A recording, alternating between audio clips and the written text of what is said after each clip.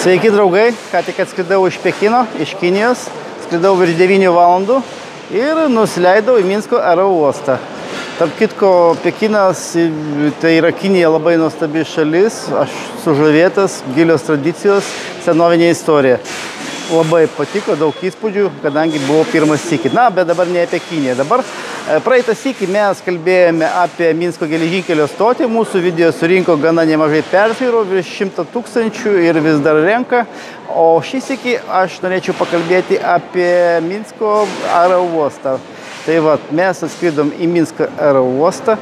Čia yra daug įvairių tarptautinių reisų ir aš manau, kad netgi, sakykime, kaip aną kartą pasakau, kad Europos šalims atidarė bevizį režimą, tai netgi jeigu, sakykime, reiktų nusigauti kokią Maskvą arba ten kažkokį didesnį Rusijos miestą ar nebūtinai didesnį, aš manau, kad pigiausia ir patogiausia būtų nusigauti per Minską, per Minsko aerouostą, kadangi Minsko aerouostą galima atvykti ten autobusu ar dar kažkom iš kažkokios Europos šalies, čia atsisėsti į lėktuvą ir pigiausias būdas bus kažkur tai nuskristi.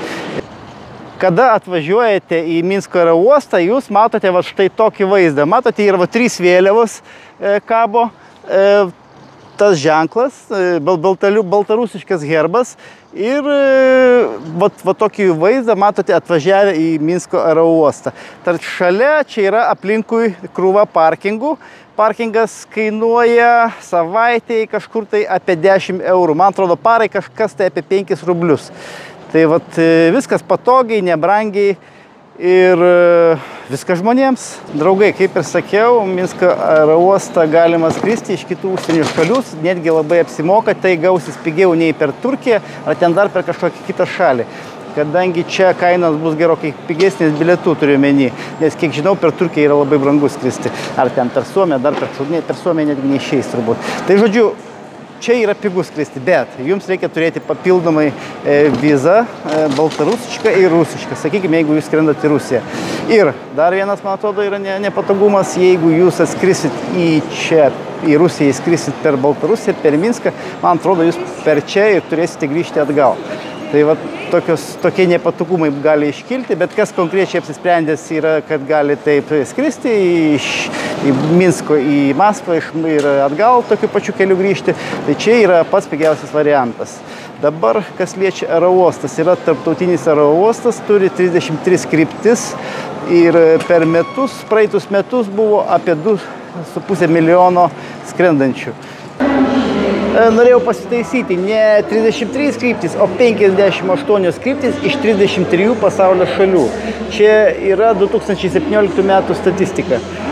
Dabar kaip dasigauti iki Minsko aerouosto? Žodžiu, nuo Kalcevos, nuo tos žiedo, yra apie 21 km, o nuo miesto centro, nuo stoties kažkur tai apie 40 km.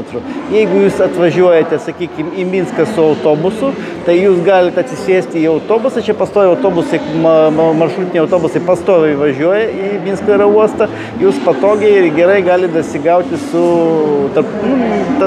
maršrutiniu autobusu. Tai vat kas liečia, kaip dasigauti. Apskritai Minsko aerouostas nėra didelis ir mažiukas, kompaktiškas, gražus, faktiškai kaip ir viskas Minske. Tai vat tiek žinių kol kas apie Minsko aerouostą, daugiau neturiu ką pasakyti, jei kažką sugalvosiu, padarysiu dar vieną įrašą.